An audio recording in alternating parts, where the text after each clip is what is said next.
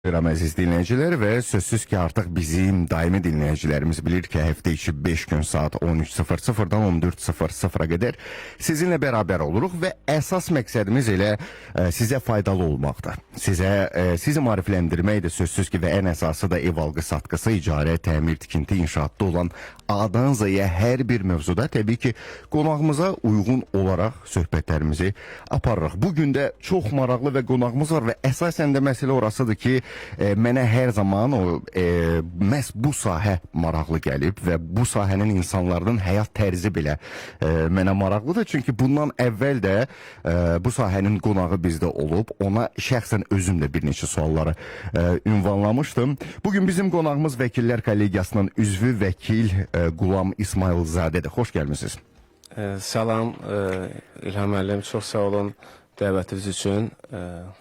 Mən təşəkkürümü bildirirəm. Nəzərə alsaq ki, düzdür, indi bəlkə də bu dinləyicilər nə qədər maraqlı olacaq ya olmayacaq bilmirəm, amma vəkil Qulam İsmayılzadə ilə biz çoxdan əslində tanışıq. Bugün mən belə başa düşdüm ki, bizim görüş yalnız 10 ildən bir baş tutur və bu görüş 10 ildən bir baş tutsa da həmin o mehribanlıq, həmin o energetika hələ də qalmaqdadır və mənə elə gəlir ki, bugün də əlbəttə ki, efirdən əvvəl dedim ki, Qulam bəy, mənə elə gəlir ki, həm təsadüfi görüş, həm də ən möhtəşəm görüş elə bu idi. Yəni bəlkə də biz görüşsəydik hardasa bir kənarda, bir çay süfrəsində, masa arxasında bu qədər həmin o enerji, həmin o istilik bəlkə də və həmçinin də xoş xatirə qalmazdı. Ona görə rahat sən deyə müraciət edə bilərsən Qulam. Mən siz deyə müraciət edəcəm, çünki siz qonağımsınız bugün Özəl Evin proqramında. Biz danışacağıq bugün sözsüz ki torpaq sahələrinin kateqoriyaları və kateqoriyaların dəyişdirilməsi mövzusunda söhbətimiz var.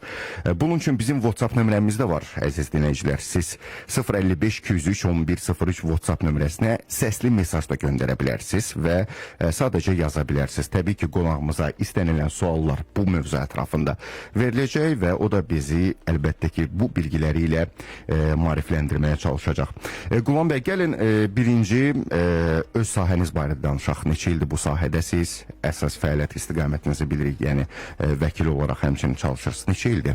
Çox sağ olun İlham müəllim, söz verdiyinizə görə. Deməli, mən artıq 8 ilə yaxın müddətdir ki, peşəkar vəkil fəaliyyəti ilə məşğulam.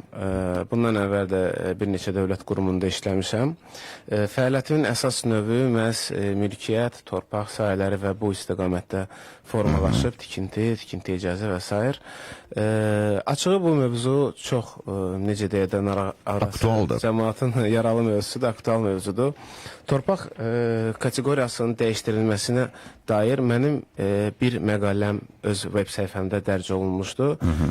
Bu məlum fərmandan hələ 1-2 il əvvəl olan məsələ idi. Mən özüm bir müştəri mənə müraciət eləmişdi, bir torpaq kateqoriyasının dəyişdirilməsinə dair. Ona dair bir dərin araşdırma apardım. Araşdırmadan sonra da özümün xüsusi web səhifəm var. Orada məqalə formasında onu dərc elədim. Bu məqalə böyük bir rezonansda oldu. Buna çox böyük bir tələbat oldu. Hətta indi özünüz də girib yoxlaya bilərsiniz. 200-ə yaxın şərh var idi təkcə məqaləyə. Suallar çox idi. Yəni mən gördüm ki, həqiqətən də tələbatı çox böyükdür. Lakin təəssüf ki, mən məqalədə o şərh verən şəxslərə bu cür hüquqi yardımı kömək eləməkdə biraz çətinlər çəkirdim. Çünki çox çətin bir prosedur idi. Torpaq sahəsinin kateqoriyasının birindən digərinə dəyişdirmə. Mən öz praktikamda bunu eləmişəm fərmandan əvvəl 2 dəfə olub. Amma bu çox böyük bir vaxt aparıb. 2 ilə yaxın vaxt gedib, çoxlu sənədləşmələr, çoxlu get, gəl və s. İlk öncə qeyd edeyim, əvvəllər bu proses necə olurdu? Əvvəllər şəxs özü əsaslandırılmış vəsatət yazmalıydı. Üzr istəyirəm, əsaslandırılmış ərizə yazıb göndərməlidir Bakı şəhər, üzr istəyirəm, torpağı yerləşdiyi yer üzrə icra hakimiyyətinə. Misal üçün, torpaq yerləşir Abşeron rayon ərazisindəsə, Abşeron rayon icra hakimiyyətinə ərizə yazırdı. Daha sonra Abşeron rayon icra hakimiyyəti müvafiq vəsatətlərlə müraciət edirdi müxtəlif qurumlara. Ekologiya, kənd təsərrüfata, şəhər salmaya və s. Oradan bütün cavabları yığır, sonra da müraciət edirdi Nazirlər Kabinetinə və orada heç bir deadline, bir son limit yox idi. Nəticə olmurdu yoxsa? Nəticə, ümumiyyətlə deadline yox idi ki, bilirsiniz necədir, torpaq sahəsinin təyinatını dəyişdirmək Azərbaycan Respublikası Nəzirlər Kabinetinin diskresion səlahiyyətidir. Diskresion səlahiyyət nə deməkdir? Bu Nazirlər Kabineti özü bilər, belə aydın dillə deyim, özü bilər. Bunu Daha sadə desək problem deyil əlbəttə. Qəbul eləyər, yoxsa qəbul eləməz. Yəni. İcra Hakimiyyəti həmin müraciəti ünvanlayır Nazirlər Kabinetinə və orada qalır. Onu izləmək mümkün deyil, tapmaq mümkün deyil, nəticəsi də çox gec olur. Biraz çətin məsələdir. İndi çox sağ olsun, hörmətli cənab prezident İlham Əliyev 28 sentyabr 2024-cü ildə müvafiq fərman qəbul elədi. Və həmin fərman bu məsələni xeyli, yəni öz mətnindən göründüyü kimi xeyli yüngülləşdirmə məqsədi daşıyır. Bundan əvvəl ümumiyyətlə bir ayşəyə çıxıb demək istəyirəm ki, ümumiyyətlə daşınmaz əmlakin, yəni İqtisadiyyat Nazirliyinin rəhbərliyi dəyişəndən sonra İqtisadiyyat Nazirliyinin xüsusən də daşınmaz əmlakda böyük bir irəliləyiş var əvvəlki vaxtla müqayisədə. İrəliləyiş nədən ibarətdir? Yəqin ki, siz özünüz də ona rast gəlmişsiniz. İndi daşınmaz əmlakla bağlı məsələləri, sənədləşmə məsələləri və filan artıq asan xidmətdə həyata keçirmək olur. Bəli, elə asan şəkildə. Çox asandır. Qabaqca müraciət eləməliydim BTİ-yə. 1 saylı, 2 saylı, 4 saylı.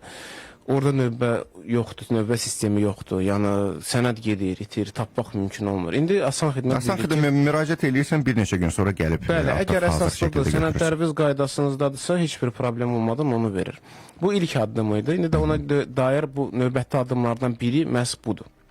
Kateqoriyanın dəyişdirilməsi.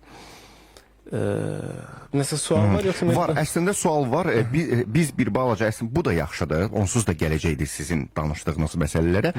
Bir balaca amma əvvələ qayıdaq. Çünki dinləyicilər, elə dinləyicilər var ki, məhz kateqoriya məsələlərində kateqoriyaların neçə yerə bölünməsini belə bilmirlər. İstəyirəm, bax, əvvəldən sona qədər yavaş-yavaş, yəni keçək suallara. Bax, torpağın kateqoriyasının məsələsinə toxunaq. Hansı kateqoriyalar var və nə üçün istifadə olunur? Buyurun. Demək, torpaq sahəsinin müxtəlif kateqoriyaları var. Misal üçün, kənd təsərrüfat təyinatlı torpaqlar, kənd təsərrüfat təyinatlı torpaqlar, əkinçilik, örüş, yəni mal otarmaq, belə loru dillə, sadə dillə. Mal otarmaq üçün filan və s. ayrılan torpaq sahələridir. Daha sonra var yaşayış məntəqələrinin torpağı. Yaşayış məntəqələrinin torpağı məhz fərdi yaşayış evinin tikilməsi üçün nəzərdə tutulub.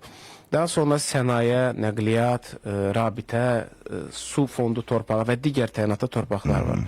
Sənaye, əlbəttə ki, orada üzərində sənayət fəaliyyəti ilə məşğul olması üçün nəzərdə tutulur. Misal üçün, otel kompleksinin tikilməsi, turizm bazasının tikilməsi və yaxud fabrika, zavodun və s. tikilməsidir.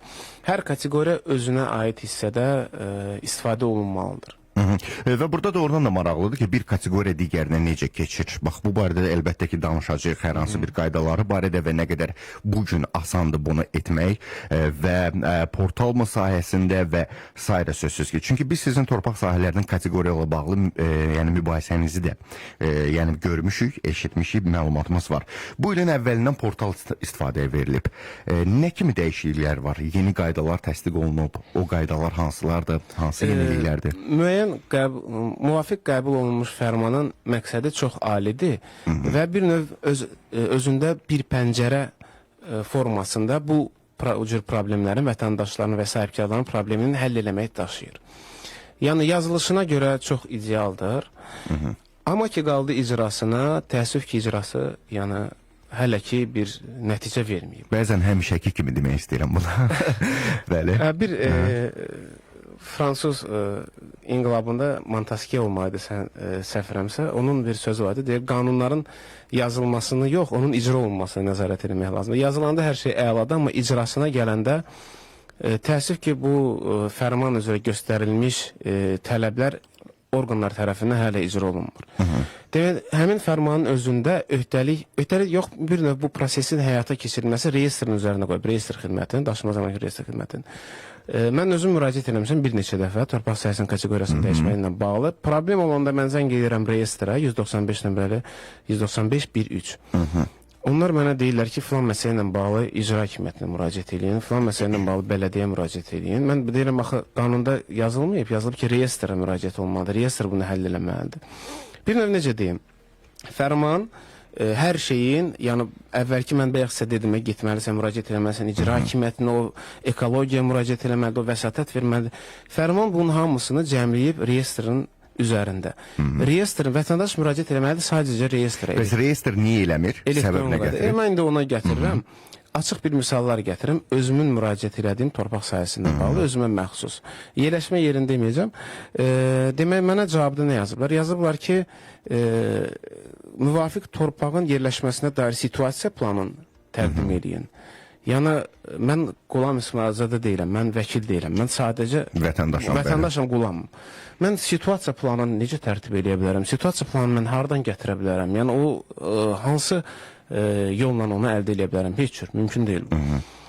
Sonra imtahanlardan əsaslardan birin kimi yazırlar ki, qeyd olunan torpaq sahəsinin bir dənə bundan əvvəl izah edeyim, əsas müraciətlər nələ bağlıdır. Misal üçün, Yeni Suraxanə ərazisində yaşayış masifləri var, çox böyük. Onlar, misal üçün, Zeytinçuluq safxozunda. Onlarda, orada artıq yollar da çəkib icra hakimiyyəti, işıq stolbaları da qoyub, yəni hər bir sahədə 5 sot, 4 sot, 6 sotdur. Yəni bu qlobal bir orada kənd təsərrüfat fəaliyyəti, yəni 5 sotda nə örüş, nə əkinçilik, o mümkün olan şey deyil. O cür kateqoriyada torpaq sahəsinə dair vətəndaş müraciət edir. Artıq, üzr istəyirəm, kör gör ki, bu torpaq sahəsi özəlləşdirməyə yaranmalıdır, yəni yararlı olmalıdır. Cavab verirlər ki, bəs həmin torpaq sahəsinin yaşayış məntəqəsinə uyğun olmamasına dair icra hakimiyyəti və ya bələdiyyə müvafiq rəy verməlidir, ya münasibət bildirməlidir. Yəni, əgər mən icra hakimiyyətindən, mən bələdiyyədən də rəy alacamsa təzdən, onda bu bir pəncərə sisteminin prinsipi itir ümumiyyətlə. Vətəndaş özü gedir icra hakimiyyətinə müraciət edir. Bu olur ikinci pəncərə, bələdiyyə müraciəti bu üçüncü pəncərə, bu artıq mono pəncərəli bir müraciət olur. Yəni, bir pəncərəli müraciət olmur. Sizin vəziyyətdə bəs son olaraq hansı qərar oldu, necə oldu? Bax, siz də qeyd edədiniz ki... Hələ də davam eləyir. Hələ davam eləyir, neçə müddətdir? Ərizə, həmin o cavabı 3 ayda hələ gedir. Fərman yaranandan, yanvardan bəri mən edirəm onu. Ərizə reyestr mənə cavab yazdı. İndi mən məsələni sadəcə kökünə getirmək üçün bir hüquqşünas kimi həmin o ərizəni çıxartdım, göndərdim icra hakimiyyətinə ki, reyestr belə bir təlimat qoyur, tələb qoyur, halbuki hesab edim ki, əsassız tələbdir. Buna dair bir münasibət bildirin. İndi oradan hələ cavabı gözləyirəm. Belə gedirəm ki, yekunda yenə də elə fərman verilib vəziyyət yaxşılaşdırsın, amma yenə də məhkəmələrin yükü artacaq. Çünki icrasını eləmir o, müvafiq qurum eləmir onun icrasını. Burada bir maraqlı bir sual ünvanlayacağım ki, bu sizin vəkil olmağınızdan çəkinmədilər. Yəni, məsələ orasıdır. Yəni, məsələ oradadır ki, mən müraciət eləyəndə elektron qaydada olmur. Orada bilinmir, mən vəkiləm. Onda üzbəüz getmək lazımdır, mən elə gəlir. Üzbəüz getmək də vaxt etkisidir, belə...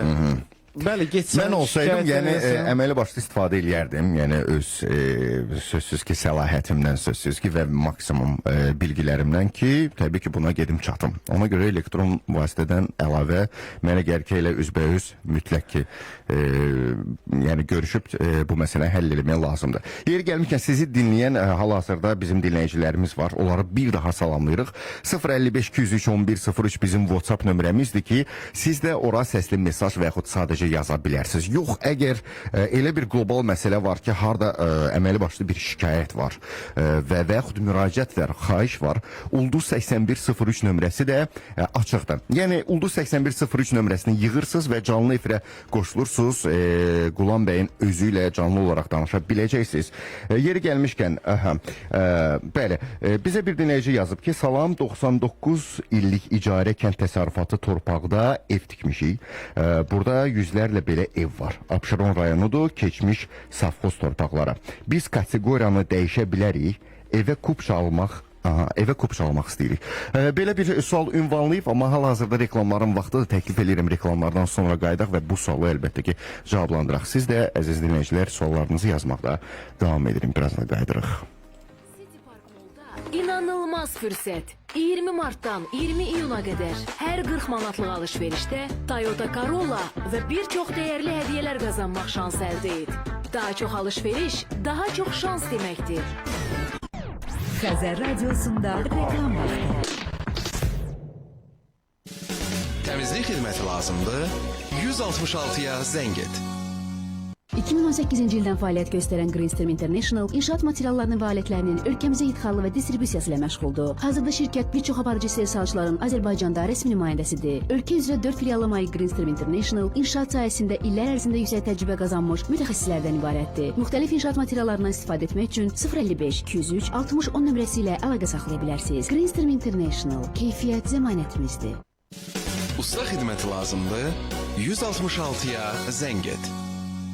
Yol nəqliyyat infrastrukturu, tikinti işlərinin layihələndirilməsi, tikinti təmir, bünövrə, qazıntı və söküntü, su meliorasiya işlərinin aparılması, abadlıq, yaşıllaşdırma, park və istirahət zonalarının, süni göllərin salınması, körpülərin tikintisi və bərpası, fibroptik kabellərin çəkilməsi, landşaft, beton işləri və bu kimi bir neçə xidmətləri ilə seçilən Aran Construction ağır və xüsusi texnikaların icarə və satışını da həyata keçirir. Zumlyon kənd təsərrüfatı traktorlarının Azərbaycanda rəsmi nümayəndəsidir. Maraqlananlar 055 399 0707 nömrəsi ilə əlaqə saxlaya bilər.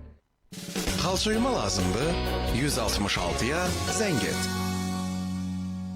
Abşeron'da toptan qiymətə top kimi tikinti məhsulları. Taxta şalban, dam örtüyü, sement, kum şıngıl boya, alışverişini et. Doya doya. Abşeron'a gel. Bütün tikinti materiallarını bütçene uygun qiymətlərlə əldə et. Abşeron Ticarət Mərkəzi. Evin için her şey. Ünvan Dökbatan Dairəsinin yanı. Xəzər Radiosunda reklam vaxtı. WhatsApp nömrəsi 055 203 1103.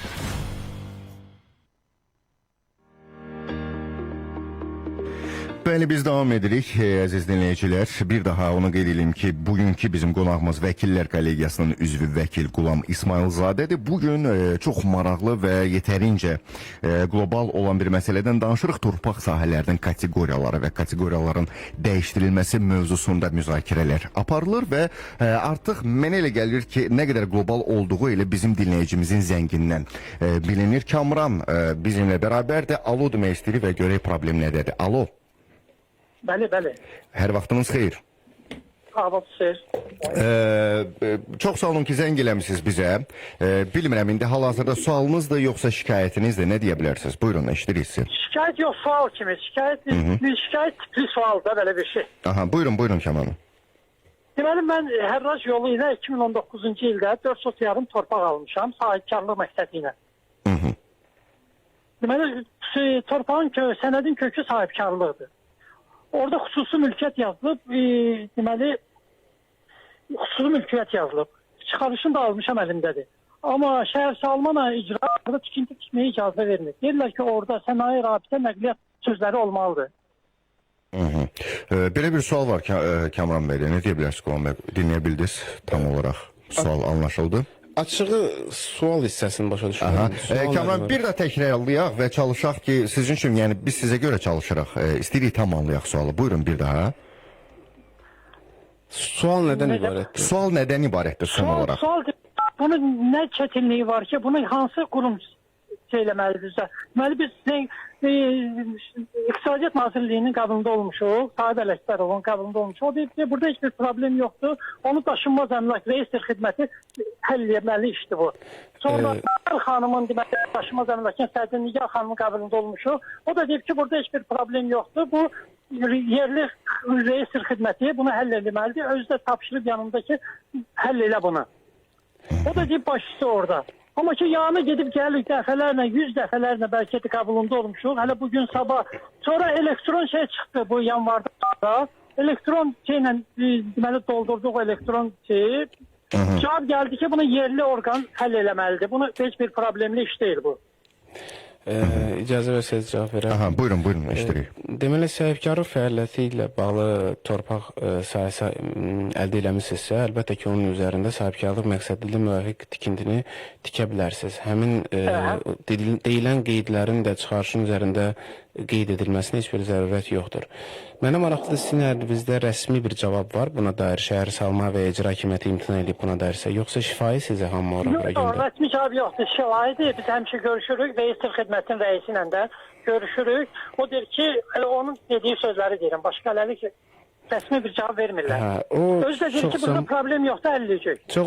Çox zaman gərək bu cür məsələlərin həlli üçün rəsmi müraciət eləyəsiniz, rəsmi cavab alasınız. Çünki belə dildə deyilən və ya sizə kimsə sözündən, kimsə hansısa məqsədlə sizə bu söz deyə bilər də, alınmır, eləmir, get təzədən gəl, get sabah gəl. Siz gərək rəsmi alasınız, rəsmi əlvizdə sizə o sənədi verə bilməzlər ki, bu yazının yazılmaması sizə mane olur tikinti işlərini görməyə. Bir dənə sizə tövsiyə eləyərəm ki, bir yazılı müraciətdə öz istəyinizi ünvanlayın reyestrə və şəhər salmaya. İndi hansı qurum sizdən imtina verir də, o artıq başqa nəticə verəcək. Artıq sizə müsbət nəticə verə bilər. Çox güman ki, verəcək. Olmasa da yəni bunu artıq məhkəmə predmetinə çevrilə bilər ki, Mənim onlar bizə imtina vermir. İmtina vermir. Deyir ki, buna müddət lazımdır bunu həlləməyə. Həlleyəcəkdir. Bəs nə qədər müddət deyir? Yəni hər hansı bir limit var? 3 ay, 2 ay, 5 ay qardaş? Yox, ay so yoxdur, o limit də yoxdur. Onda müddətə dair məlumat alın. Rəsmi yazın ki, müddət nə qədər nəzərdə tutulur, bizə cavab verin. 30 günə baxırlar, yəni 30 gün ərzində həll olunmalıdır məsələ. Yəni maksimum bu sizin işinizdir deyə öyrətmə olmasın Kamran bəy. Siz sıxmağa çalışın. Yəni siz gedin onların üzərinə. Çünki onlar sadə bir cavablarla sizin üzərinizə gəlirlər belə baxanda. Yəni bir müddət çəkəcək. Nə qədər çəkəcək qardaş? Bəlkə mən 65 yaşımda gəlib çatacağam məqsədimə. Məsələ orasıdır. Yəni biz hal-hazırda maksimum təbii ki Qulam bəylə bərabər çalışdıq. Sizə yardımcı olaq. Hər hansı bir başqa tövsiyəniz ola bilər Qulam bəy? Tövsiyəm odur ki, hər şey yazılı olmalıdır. Hər şey rəsmi olmalıdır. Ki sabah lap məhkəmədə də rahat ola bilərsiniz. Bəli, şifahi bir nəsə istinad edib nəsə eləmək olmur. Hər şey yazılı surətdə Kamran bəy. İnşallah uğurlu olsun. Uğurlar sizə. Təşəkkürümüzü bildiririk. Doğrudan da gör hansı zəmanəyə çatmışıq. Məsələ orasıdır ki, onsuz da hər yerdə yazırıq. Ünsiyyət yoxdur və hər bir müraciət də artıq yazılı surətdə olmalıdır. Təəssüf ki, o əvvəllər demişkən ki, söz verdim, elədim məsələsi də artıq qalıb kənarda. Bugün hər kəs sadəcə yazır və isbat üçün hətta mehriban insanlar belə bugün adicə WhatsAppda nə zamansa şübhələnir ki, elə bir hadisə baş tutar ki, bir başıma gələr, aram dəyər, qoy bunu saxlayayım. Görün nə yerə gəlib çatmışıq. Bugün də sözsüz ki, müraciətlərin sayı hər biri yazılı surətdə olmalıdır ki, sabah bir məhkəmə qarşısında özümüz haqlı olduğumuz halda haqsız çıxmayaq. Bəli, məsələ orasıdır. Ona görə təşəkkürümüzü bildiririk. Dinləyicilərə səslənirəm. 055-203-1103 WhatsApp nömrəmizdir və siz də əlbəttə ki, suallarınızı ünvanlaya bilərsiniz. Ulduz 8103 nömrəsinə Kamran bəy zəng eləmişdi. Siz də zəng edib şikayətinizi və yaxud sualınızı ünvanlaya bilərsiniz. Yeri gəlmişkən, Kamran bəy bir balaca onu saldıq qabağa şikayəti ilə bağlı, amma dinləyicimiz bizə yazmışdı. Bax, 99 illik icarə kənd təsərrüfatı torpaqda ev tikmişi deyir. Burada yüzlərlə belə ev var. Abşeron rayonudur, keçmiş safxoz torpaqları. Biz kateqoriyanı dəyişə bilərikmi? Evə kup çalmaq istəyirik. Bax, bu sual qalmışdı. Buyurun. Bəli, bu suala onun cavab vermək istəyirəm ki, elə əslində mənim öz subyektiv fikrimə görə fərmanın əsas məqsədi məhz bu cür müəllim müraciət elədiyi cür torpaqların bir kənd təsərrüfatı kateqoriyasından yaşayış məntəqəsi torpağının kateqoriyasına köçürməkdir. Əgər müəllim hər şey o yazdığı kimidirsə, bəli, onun böyük bir şansları var ki, o torpaq sahəsi onun torpaq sahəsinin kateqoriyası dəyişdiriləcəkdir. Ayşəyə çıxıb bir dənə də sualdan çıxan bir mövzuya toxunmaq istəyirəm. Mənə, yenə deyirəm, mənim bir məlum web səhifəmdə buna dair məqaləm var. Ona dair həmin məqalə ilə bağlı suallar gəlir. Misal üçün 2 hektar kənd təsərrüfatı torpaq sahəsi olan şəxs istəyir həmin 2 hektarı eləsin yaşayış məntəqəsini və ya digər təyinatlı torpaq sahəsi eləsin. Hesab edirəm ki, yenə də mənim subyektiv fikrimdir. Bu cür iddiaların, yəni bu cür müraciətlərin yekunu uğursuzluqla nəticələnəcək. Yəni təmin olunmayacaq. Çünki əgər kənd təsərrüfatı torpağı kənd təsərrüfata yararlıdırsa, yaşayış məntəqəsindən aralıdırsa, bizim elə bir pay torpağı deyirlər də Azərbaycanda ona çox, amma əsasən kənd təsərrüfatı torpaqdır. Bunun perspektivi azdır. Çünki bu cür torpaqlar, yəni dövlətə lazımdır. Bu cür torpaqlar iqtisadiyyatın artımında böyük bir rolu var. Onların dəyişdirilməsi böyük bir qlobal hətta iqtisadi böhrana gətirib çıxarda bilər. Bu cür 2 hektar, 1 hektar, yəni yuxarı sahəli yaşayış məntəqələrdən aralı olan torpaqları şamil edilmir bu fərman. Bu fərman, bu müəllim adı necədir onun? Bizə yazan dinləyicimizin? Hə, onun yəni uyğundur. Yəni bu şansı kifayət qədər böyüdür ki, o torpaq sahəsinin təminatı dəyişsin. Aha. Biz davam edirik yeri gəlmişkən, biz həmin o böhran məsələsinə yaxşı toxundunuz. Bizi də əlbəttə ki, bu böhrana salmayan baş sponsorumuz 166 yükdaşıma və xidmətləri var ki, məhz onların xidmətlərinə təmizlik, yükdaşıma və logistika, usta xidməti və həmçinin də xalça yuma xidməti var, xalça xidməti var. Usta xidmətindən danışmışkən, işinizi ustasına tapşırın şüarı ilə bizi ən yaxşı ustalara müraciət edin deyir. Çünki bugünkü dövrdə artıq illərdir ki, hətta aktual mövzulardan biri də o olub ki, ustalar daha çox aldadır. Əsasən də bax, mənim kimi insanları aldada bilər. Çünki mənim ev məsələlərindən tamamilə anlayışım yoxdur. İstəyir təmir olsun, istəyir aboy olsun. Adicə A4 vərəqə də belə yapışdırsan, elə biləcəm ki, aboydur. Ona görə, yəni yaxşı ustalar, aldatmayan ustalar, peşəkar ustalar, işini bilən ustalar və həqiqətən də yaxşı personal 166 usta xidmətində var ki, siz də müraciət eləyə bilərsiniz. Qaldı ki, yükdaşıma və logistika artıq 10 ildən çoxdur ki, dəmir yolu, hava avtomobil yükdaşımları və dəmir yolu ilə hər gün 7-24 sizin sözün əsl mənasında yüklərinizi daşıyır və bu yükləri yalnız ölkə daxili deyil, həm də beynəlxalq arenada da həyata keçirir. Bundan başqa yeni region daxilində fəaliyyət göstərən yük taksisi xidməti də mövcuddur. Baş sponsorumuz 166 yükdaşıma və xidmətlərinə təşəkkürlər. Və qısa müddətdə ölkəmizin inşaat sektorunun əhəmiyyətli şirkətlərindən birinə çevrilməyə bacaran Aran Construction-a təşəkkürümüzü bildiririk və qeyd edelim ki, tikinti, təmir, bünövrə, qazıntı və söküntü, su meliorasiya işlərinin aparılması və ən əsası ağır və xüsusi texnikaların icarə və satışını da həyata keçirir. Nağd alış da var, leasing şərtləri də var. 90 at gücündə cəmi 39.600 manata sizə başa gələcək bir traktor əldə edə bilərsiniz misal olaraq. 110 at gücündə 41.200 manata, 160 at gücündə 59.900 manata əldə edə bilərsiniz. Nağd alışdan danışdım sizə. Əlaqə nömrəsi də var. 055 399 0707 nömrəsi ilə əlaqə saxlayın. Biz isə davam edirik. Çünki sözün əsl mənasında artıq zəngimiz və mesajlarımızdan bilinir ki, qlobal bir mövzudur və şikayətlər də yetərincə var. Aidiyyatı qurumlar bəzən həqiqətən də bilərəkdən məsələni uzadırlar. Bilərəkdən, bilməyərəkdən maraqlı deyil. Yəni, əsas odur ki, məsələ uzanır.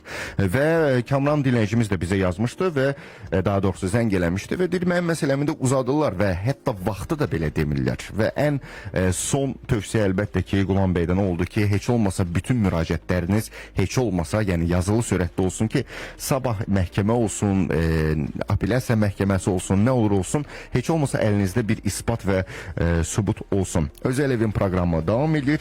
Bir daha qeyd edirəm ki, Vəkillər Kollegiyasının üzvü Vəkil Qulam İsmailzadədir bizim qonağımız.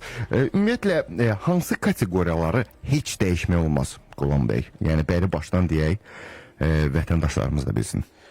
Bəzi kateqoriya torpaq sahələri, bayaq sadaladığım kimi, misal üçün su fondu torpaqları, meşə fondu torpaqları, ehtiyat fondu torpaqları, bunların kateqoriyasının dəyişdirilməsi biraz mürəkkəb məsələdir.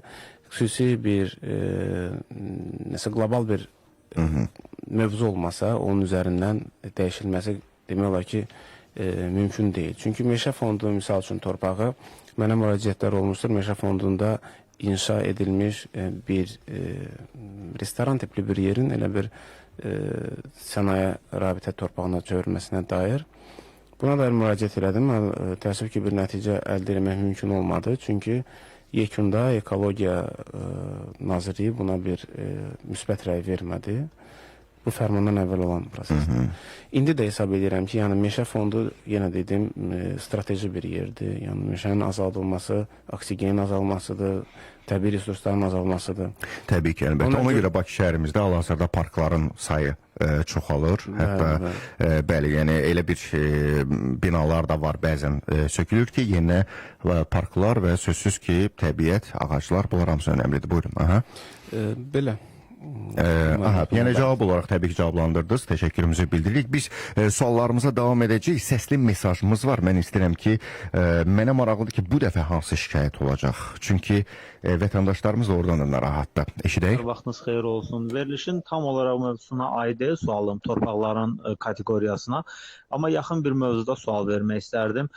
Bizim torpaq 6 sot torpaq içində də 2 dənə ev var. 86-cı ildən bu torpaq, ev, yaşayış falan var bunun içində. Qaz, su, işıq, kommunal hər bir şey var.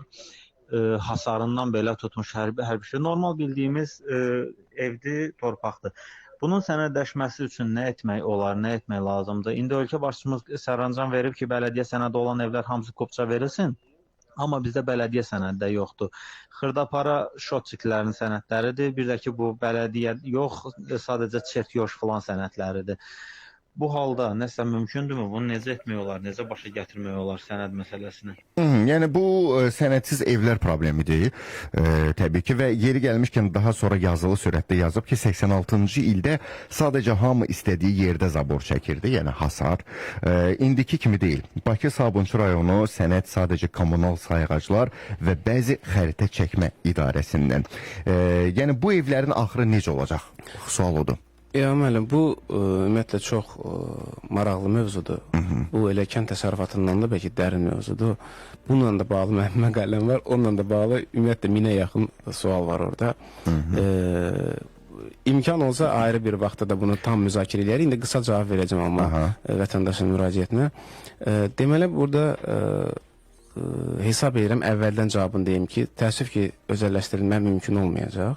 Nəyə görə mümkün olmayacaq? Çünki qanunvericilikdə Mülki Məcəllənin 139-1-ci maddəsi və Daşınmaz Əmlakın Dövlət Reyestri Xidmətinin 8-ci maddəsində müəyyən sənədlərin siyahısı var. Hansılara əsasən qeyd olunan torpaq sahəsinin müraciət eləyəri özəlləşdirmək olar. Vətəndaş bildirir ki, onda heç bir sənəd yoxdur və qeyd eləmək istəyirəm ki, indi çox bu elə bir cəmaat elə fikirləşir ki, əgər kommunalı ödəyirsə, işığı, qazı, suyu ödəyirsə, bu artıq ona bir hüquq verir, qeyd olunan torpaq sahəsinin özünə özəlləşdirmək üçün. Amma təəssüf ki, bu belə deyil. Yəni, kommunal işıq, su, qazın verilməsi, bu sizin bir növ sizə görülmüş xidmətə görə xidmətin əvəzinin ödənilməsidir. Yəni, işığı istifadə eləmirsən, işığın pulunu vermirsən. Suyu istifadə eləmirsən, suyun pulunu vermirsən. Qazı istifadə eləmirsən, onun pulunu vermirsən. Bu, yəni, sənə bir əsas vermir, nəyisə özəlləşdirəsən və yaxud bunu necəsə həll eləyərsən. Tövsiyəm nədir? Necə eləyə bilər? Bir dənə də aşıya çıxın bir mövzunda deyim. Mülki Məcəllədə belə bir norma var ki, 30 il müddətində kiminsə fasiləsiz istifadəsində olsa torpaq sahəsi, həmin sahəsinə dair onun artıq mülkiyyət hüququ yarana bilər. Bilər yoxsa mütləqdir ki, yəni olacaq? Bilər, onu araşdırıb cavab verirlər də. Mən onun da axırınacan getmişəm, məhkəmə təcrübəsi ilə ali məhkəməyə qədər də getmişəm. O norma bir növ ziddiyyətli mi deyim, necə belə tam aydın norma deyil, nəyə görə? Mülki Məcəllədə yazır 30 il. Mən müraciət edirəm ki, 92-ci ildən torpaq mənim sahəmdədir. 2024-də müraciət edirəm ki, artıq 30 il keçir. Yekunda məhkəmə elə bir mövqeyə gəlir ki, Mülki Məcəllə qəbul olunub 98-ci ildə Azərbaycan Respublikasının. Özəl mülkiyyət belə çıxır ki, Mülki Məcəlləyə əsasən 98-ci ildən tənzimlənir bu hala aid. 98-ci ildən artıq bu norma qüvvədədirsə, 98-ci ildən 30 il hesablanır.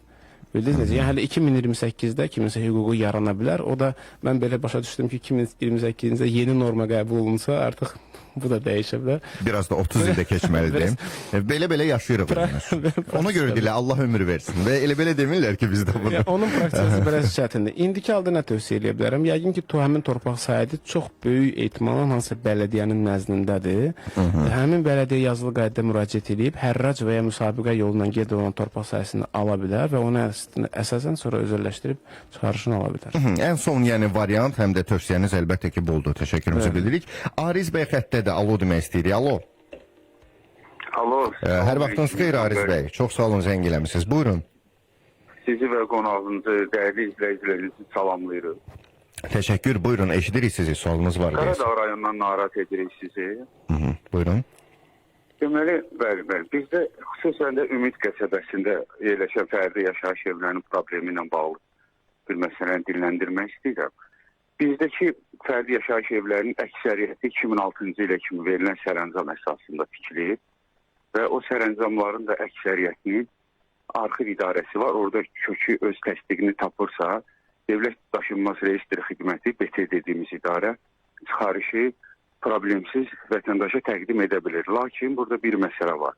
İcra hakimiyyətlərin müraciətindən sonra icra hakimiyyətləri BT-yə müraciət edib ki, biz yerləşmə sxemini verməmiş, çıxarış verməyin vətəndaşlara.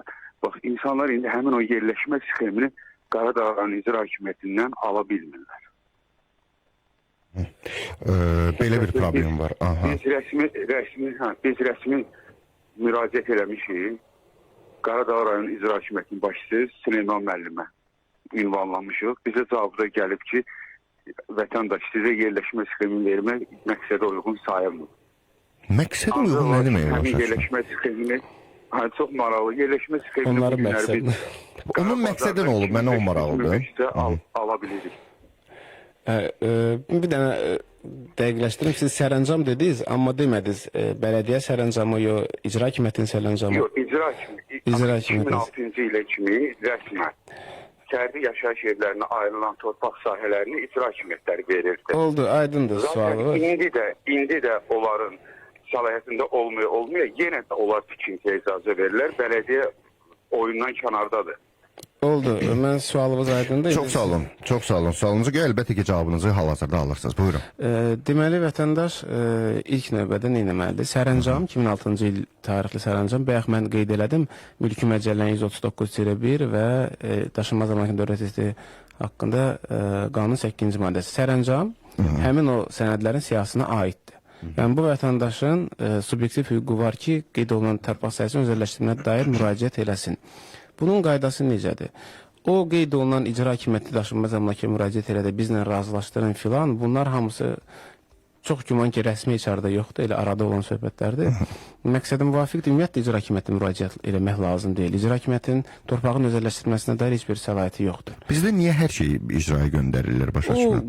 Bilirsiniz, mən sizə deyim, SSR vaxtında Sovet Narodных Deputatov var idi. Sovet Narodных Deputatov demək olar hər şeyi həll edirdi, istənilən problemi. İnsanlarda hələ də o təfəkkül tam formalaşmayıb ki, artıq icra hakimiyyəti sırf rayonda yerləşən icra hakimiyyətlərin elə bir təmzimləyir, onlarla əlaqədədir, müəyyən tədbirlərin keçirilməsini həyata keçir, amma artıq torpağın özəlləşdirilməsi və s. buna dair komitə yaranıb, daşınmaz əmlakın dövlət xidməti və o onu təmzimləyir. Qanunvericilik də bütün sxem və digər sənədlərin hamısının yığılmasının, verilməsinin daşınmaz əmlakın dövlət testi xidmətinin üzərinə qoyub. Yəni, daşınmaz əmlakın dövlət testi xidməti göndərə bilməz ki, şəxsi ged oradan icra hakimiyyətinin çıxarış getir, arayış getir, özü onu eləməlidir. Bu halda tövsiyəm nədir? Vətəndaş həmində olan sənədi götürüb yaxınlaşmalıdır asan xidmətə. Asan xidmət baxacaq, əgər hər şey qaydasındadırsa sənədləri götürəcək, müəyyən gündən sonra artıq ödənişini edib çıxarışını alacaq. Yox, əgər asan xidmət həmin sənədlərdə bir nöqsan görsə, o gərək həmin sənədləri götürüb yazılı qaydada ərizə ilə yazab, müraciət eləyə bir sayılı Bakı Ərazi İdarəsinə, daşınmaz əmlakın dövlət testi bir sayılı Bakı Ərazi İdarəsinə keçmiş BT deyirlər, indi köhnə adamdırsa bilər onu. Orada müraciət edib, artıq oradan rəsmi cavab alandan sonra buna tam bəlli olacaq, bunun problemi nədən ibarətdir. Problemi özü aradan qaldıra bilsə, özü aradan qaldıracaq, çatışmayan sənədlərini yığacaq. Yox, arada qaldıra bilməsə, buna dair, əgər düzdürsə hər şey, inzibati məhkəməyə müraciət edib, daşınmaz əmlakın dövlət testi xidmətinin üzərinə öhdəlik qoymaq olar ki, çıxarışı verilsin.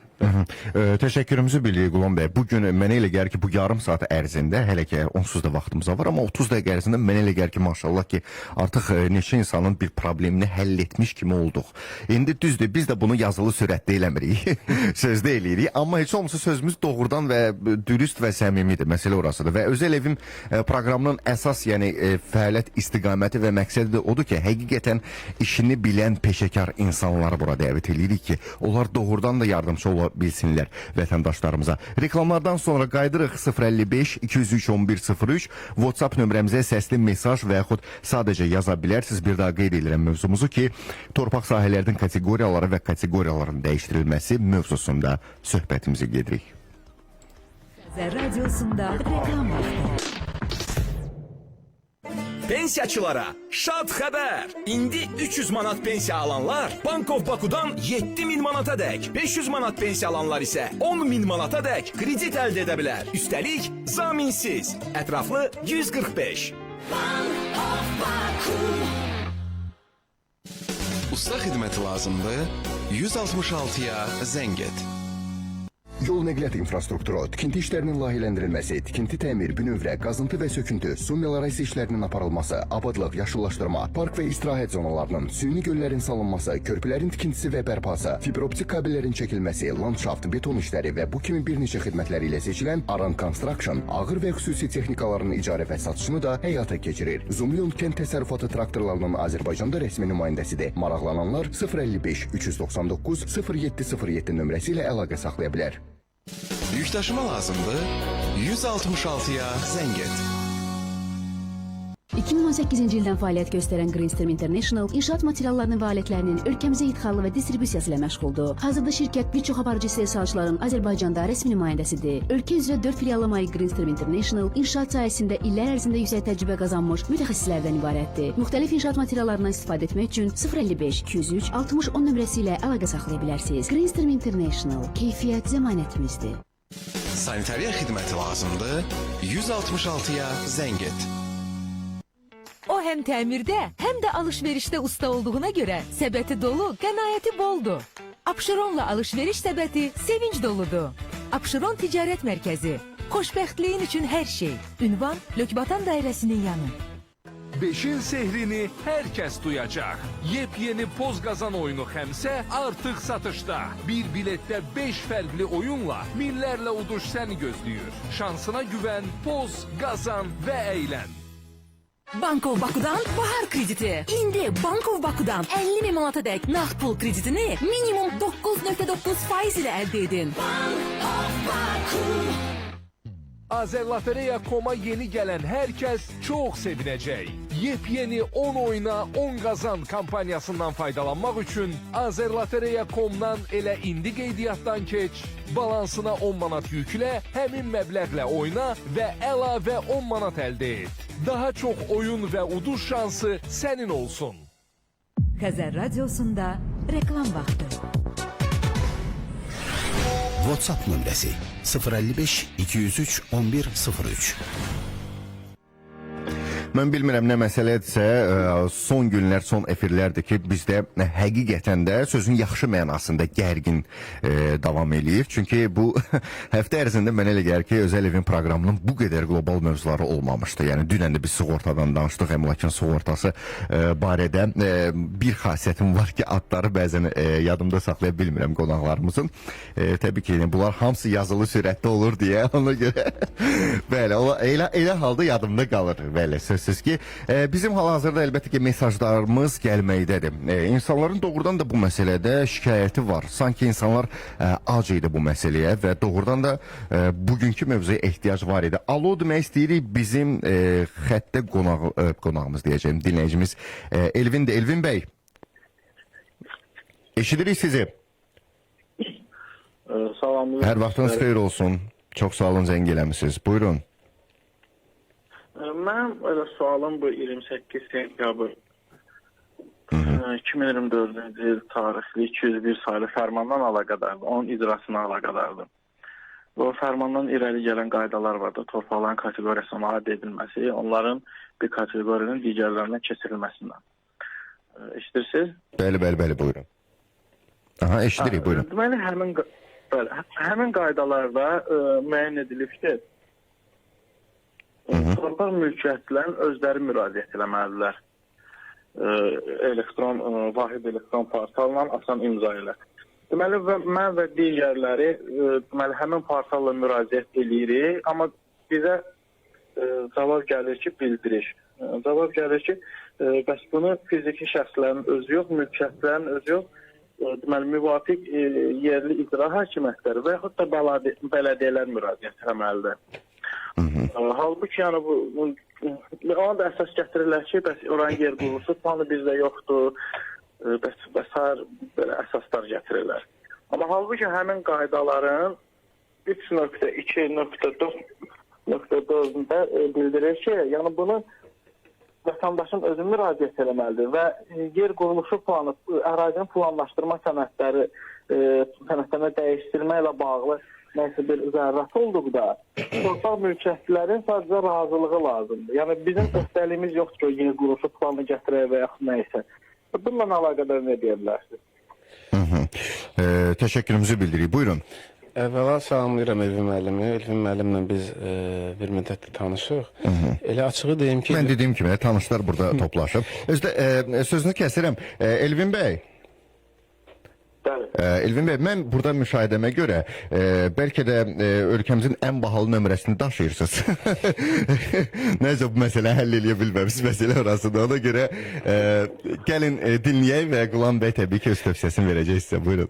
Deməli, Elvin müəllimlə biz bu məsələyə bir yerdə başlamışıq. Reyestrin fərmanın icrası, mən elə bir buna dair bir dənə də tanınmış portalda imza məqalə yazmışdım, ikinci məqaləmdir bundan bağlı.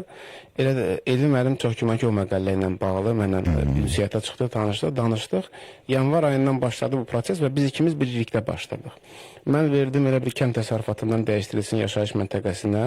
Elvin müəllim verdi kənd təsərrüfatından dəyişdirilsin. Elvin müəllim sahibkarlıq fəaliyyətinə də dəyəsən, düzdür?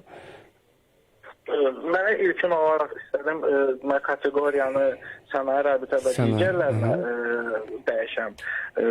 Oradan mənə, hətta həmin zaman mən bildirdim ki, lazımsa yaşayışa verim də, yəni yaşayış kateqoriyasına. Onda qayıtlaşı yox, bəs onda imtina veriləcək. Halbuki elə həmin əsasla imtina eyni, hər iki dəyişikliyə verdilər. Yəni, sənaye rabitədə də eyni əsasla geri qaytarırlar, yaşayışda da eyni əsasla geri qaytarırlar. Biz, onun sözümü davam edeyim, biz ikimiz başladıq bu prosesi. Hətta orada qeyd olunmuşdur, elə bir fərmanda notarial qaydada razılıq olmalıdır filan, əsaslandırılmış ərizə olmalıdır. Onun da nümunəsi yox idi. İkimiz bir yerdə onu həll elədik, tərtib elədik, müəyyən bir praktika yaratdıq. Sonra da bizim o tərtib elədiyimiz notariat ərizəsindən indi hamı istifadə edir. Mən Elvin müəllimlə tam razıyam. Çıxışının əvvəlində də dedim. Yəni bu bir pəncərə sistemidir. Bunun hamısını daşınmaz əmlakın dövlət reyestri xidməti eləməlidir. Yenə də vətəndaşdan müfəssəl plan istəyir. Yenə də vətəndaşdan bələdiyyədən sənədlər istəyir, icra hakimiyyətindən sənədlər istəyir. Yəni vətəndaş dövlət orqanı qarşısında bir növ yenə get-gələ düşür, yenə də eyni şeylər. İndi Elvin müəllimlə o da öz işinin arxasınca tam düşüb, mən də tam düşmüşəm. Açığı mən biraz müraciətdən sonra bir növ soyudum. Dedim, yəqin ki bu yenə çıxıb elə sənəddə qalan bir fərman olacaq. Amma Elvin müəllim gedib, prinsipal adamda axıracan gedir. İnşallah da mən də ona dəstəyəm. Biz bu məsələnin sonuna çıxmayırıq. Mən də indi başlayacağım. Mən nəyə görə gözlədim bəz? Gözlədim, ola bilsin fərmanı müddət qoyulub, dərhal icra ediblər, yanvarı təhvil veriblər ki, biz təhvili verdik. Amma hələ fikirləşməyiblər necə eləyəcək. Ola bilsin, o müəyyən müddət ərzində təkmilləşməli idi. Amma artıq aprel ayıda yenə də fərmandan bir nəticə yoxdur. Yəni bu reyestr xidməti bunu tam təkmilləşdirməyib. Bəzən bütün bunlara cavab olaraq Qulam bəyə yalnız Allah səbir versin bəzən demək istəyirəm. Çünki həqiqətən də elə bir məsələləri həll eləyir və elə bir məsələ ilə bütün bu problemlərlə bu yaşamaq var. Bu energetikanı alıb yenidən sözsüz ki sona qədər bir məsələnin axırına gedib çıxmaq var. Asan deyil, həqiqətən də asan deyil. Mən istəyirəm ki vaxtımız çox azdır Qulam bəy. Bir neçə şikayət və sorğular, suallar var. İstəyirəm tez bir şəkildə hər bir dinləyicinin çalışaq qane edək. Bax, sizə göstərmişdik burada WhatsApp nömrəmizdə əlbəttə ki bizə mesaj gəlmişdi və burada bir sənəd var idi. Sizə göstərmişdik reklam arasında və yazmışdı ki, salam, bizdə belə bir bələdiyyə sənədi var. Biz bununla torpağa və evə kupça ala bilərik, yoxsa yox. İndi biz hal-hazırda göstərə bilmirik o şəkli, amma siz görmüsünüz. Buyurun. Mənim gördüyümə görə bu bələdiyyə sənədi 2019-cu il tarixdə verilib. Qeyd elədim ki, yalnız 2007-ci ilin noyabr ayına qədər səhv eləmirəmsə bələdiyyə tərəfindən verilmiş sənədlər daşınmaz əmlakın özəlləşdirilməsi üçün əsas ola bilər, yəni sərəncamları və s. protokoldan çıxarışlar. Bu sənəd ümumiyyətlə bir növ vergi öhdəliyin şəxsin üzərində qoyan sənəddir. Daşınmaz əmlakın özəlləşdirilməsi üçün əsas deyil həmin sənəd. Aha. Kısaca olarak adı da Məhərrəmidir dinləyicimizin deyəsən. Çalışdıq, yəni bir xeyrimiz olsun sizə və Qulam bəy cavablandırdı. Yeri gəlmişkən bir dinləyicimiz yazıb. Salam, torpaq sahəm Xaçmaz rayonunda əkin sahəsində balıqçılıq təsərrüfatı ilə məşğulam. Bu ərazini necə balıqçılıq təsərrüfatı kimi sənəd ala bilərəm? Yəni tam da dəqiq yazmayıb, qrammatik, amma düzəliş elədik. Yəni balıqçılıq təsərrüfatı ilə məşğuldur, amma deyir ki, oranı balıqçılıq təsərrüfatı kimi sənədi necə ala bilərəm? Demək, kənd təsərrüfat təyinatlı torpaqda onu çöbürməlidir sənaye tipli torpağa ki, balıqçılıq sənaye fəaliyyətidir də, yəqin ferma və s. Yəni həmin təyinatın elə mövzumuz ondan bağlıdır. Kateqoriyanı dəyişib daha sonra müvafiq sənədlərini ala bilər. Demək 1628 yazıb ki, salam, 99 ili icarə üçün nəzərdə tutulmuş torpaqda tikilmiş ev üçün çıxarış almaq hansı hallarda olur? Açıq sual tam aydın deyil. 99 illik Bəlkə çox ümumi sualdır ona görə. İcarə verilən torpaqlardır. Adətən kənd təsərrüfat təyinatlı torpaqlara aid olur. 99 ilə dövlət onları satmır, icarəyə verir. Yenə də orada həmin kənd təsərrüfat təyinatlı torpaqların üzərində yaşayış məqsədli evlərin tikilməsi qadağandır. Yalnız təyinatın dəyişib yaşayış məntəqəsi kateqoriyalı torpaq aldıqdan sonra ev tikib üzərində ya da tikilmiş artıq evə dair çıxarış ala biləriz. Aha. Yeri gəlmişkən bizim kiçik bir yəni məlumatımız var. Hansı o məlumatla biz çalışırıq ki, məşhur tikililərdən və həmçinin tarixi tikililərdən sizə danışaq. Hal-hazırda məşhur tikililər barədə qısa bir süjet kimi qeyd eləmişik sizin üçün. Belə demək olarsa əlbəttə ki, istəyirəm bu məlumatı siz də alasınız, daha sonra qaydaq efirimizə. Xəzər FM-də məşhur tikililər. Yəqin ki, bir çoxunuz dünyanın hündür binasının 828 metr hündürlüyündə olan Bürc Xəlifə olduğunu bilirsiniz. Dubayda 2004-cü ildə inşasına başlanılan bu bina 2010-cu ildə istifadəyə verilib. Neofuturizm üslubunda tikilən bu binanın memarı Amerikalı Adrian Smith'dir. Ərazinin quruntu sabit olmadığı üçün binanın təməlində sıvay bünövrədən istifadə olunub. Binanın tikintisində isə əsasən dəmir beton və polad konstruksiyadan istifadə olunub. Bürc Xəlifənin tikintisində istifadə olunan beton ərazinin kəskin isti iqliminə görə xüsusi reseptlə hazırlanıb. Onu belə hündür mərtəbələrə vurmaq üçün isə ən müasir beton nasosları istifadə olunub. 163 mərtəbəlik bu binanın tikintisinə ümumilikdə 1,5 milyard dollar xərclənib. Hazırda bu binada 57 sürətli lift fəaliyyət göstərir. Bu liftlərin sürəti saatda 35 kilometri aşır. Bürc Xəlifə binasında yaşayış sahələri, mənzillərlə yanaşı çoxlu sayda mehmanxana nömrələri, ofislər, restoranlar, idman zalları və sair xidmət sahələri fəaliyyət göstərir.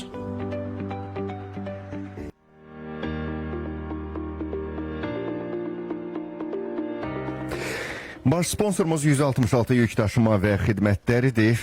Təmizlik xidmətindən danışmaq istəyirəm 166-nın. Həqiqətən də peşəkar işçi personalı ilə ev və mənzillərinizi, ofislərinizi tərtəmiz edəcəklər və yuyucu vasitələri olduqca keyfiyyətlidir və o qədər keyfiyyətlidir ki, mebeli və digər avadanlıqları zədələmir. Siz də 166 nömrəsi ilə əlaqə saxlaya bilərsiniz. Yay da gəlir, xalçaları təbii ki, yəni yuyuruq. Bu yumaq üçün də hələ bir evdən çıxarmaq lazımdır. Pulsuz şəkildə sizin üçün xalça xidməti 166-nın bunu edir. Mövsümdən asılı olmayaraq Bakıda və Abşeron yarımadasında Xırdalan və Sumqayıtda sizin xidmətinizdədir. Evinizdən xalçanızı pulsuz şəkildə götürür. Yuyandan sonra əlbəttə ki, evinizə pulsuz şəkildə də çatdırır. Aran Construction-a isə təşəkkürümüzü bildiririk ona görə ki, tikinti, təmir, abadlıq, yaşıllaşdırma, park və istirahət zonalarının salınması ilə və digər işləri də təbii ki görür və ən əsası ağır və xüsusi texnikaların icarə satışını da həyata keçirir. Əlaqə nömrəsi var 055 399 0707 nömrəsi ilə əlaqə saxlaya bilərsiniz. Leasing şərtləri də var. 60 ay ilkin ödəniş 15800 manat olmaqla aylıq 398 manatdan başlayaraq təkliflər var. 2018-ci ildən fəaliyyət göstərən Greenstream International inşaat materiallarının və alətlərinin ölkəmizə idxalı və distribusiyası ilə məşğuldur. Ölkə üzrə 4 filialı var və müxtəlif inşaat materiallarından sifariş etmək vermək istəyənlər 055 203 60 10 nömrəsi ilə əlaqə saxlasın. Greenstream International keyfiyyət zəmanətimizdir deyir. Vaxtımız cəmi 10-15 saniyədir Qulam bəy. Bir daha təşəkkürümüzü bildiririk. Çox qısadır vaxtımız. Siz də dinləyicilərlə qısa olaraq sağollaşın. İnşallah yenidən mütləq sizlə görüşəcəyik. Buyurun. Çox sağ olun İlham müəllim dəvətə görə. İştirak etməyə, nasıl da sizi görməyə çox şadam. Dinləyicilərə də uğurlar arzulayıram. Mən təşəkkürümü bildirəm. Əziz dinləyicilər, növbəti həftə yenidən əlbəttə ki eşidilərik.